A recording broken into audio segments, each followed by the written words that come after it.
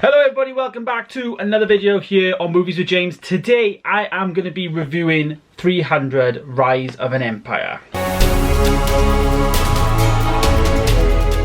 Yes, I have previously reviewed 300. Here I have the 4K version of this film, and then I saw the sequel in CEX and I thought I may as well pick it up.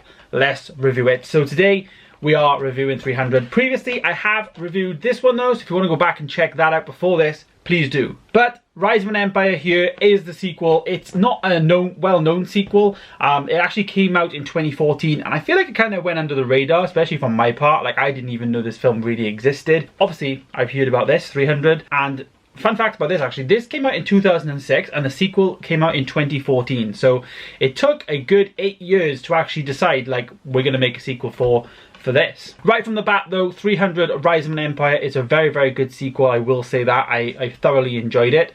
The storytelling aspect of the movie I thought was great, and not like other sequels. It's not like what happened next or what happened before, like a prequel. It's actually what's happening at the same time as 300. So while the 300 Spartans are holding off the Persian defenses at the gate or whatever it's called, these are basically on the waters in the navy type thing. So they're happening at the same time. I really enjoyed that aspect of this film, and that was one of the things that really stood out to me, and I just loved it. It was a great storytelling way, and the organisation of the script, you could tell, was just thoroughly thought out after the fact.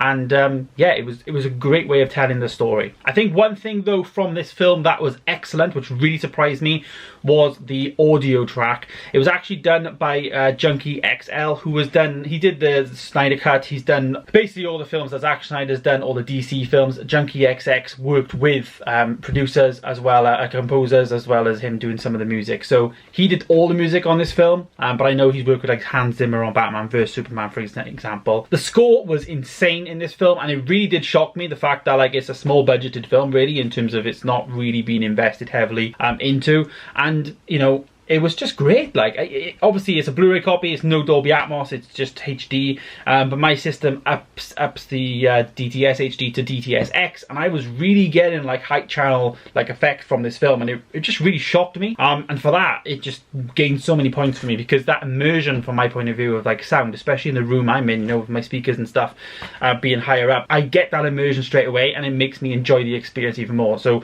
thus then enjoying the film. So yeah, I think the thing that really let this down though was one of two things.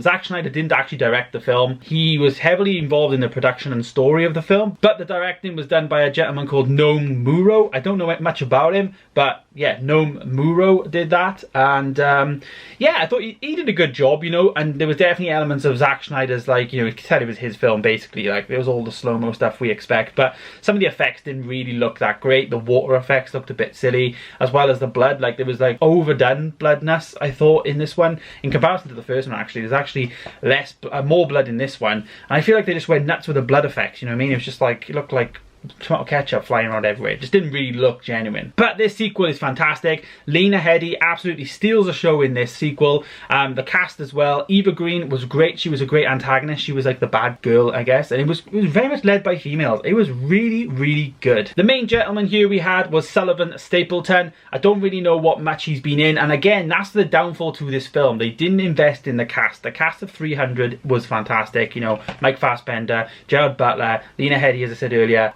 It was a great cast in this film, and obviously Zack Snyder directing it, and that's where they let down in this. They just thought, this ain't gonna do well, we'll do a sequel, and I feel like it had potential. Like, if you put, like, you know, better people playing the roles, the story was already there, this would have done really, really well. But my review for this though is going to be a 6 out of 10. It doesn't quite hold up. I gave 300 a 7 out of 10. It doesn't quite hold up to 300, but like I said, the music was fantastic, the sound, it was just that, you know, the actors weren't that convincing enough for me, but the story was great, it was organised fantastic, and if you want this in your collection, you should definitely pick it up and try it out, because it's worth a try, I'm telling you. So there it is, guys. There's my review of 300 Rise of an Empire. Stay tuned for more videos coming soon on the channel, and I will see you in the next one. Goodbye.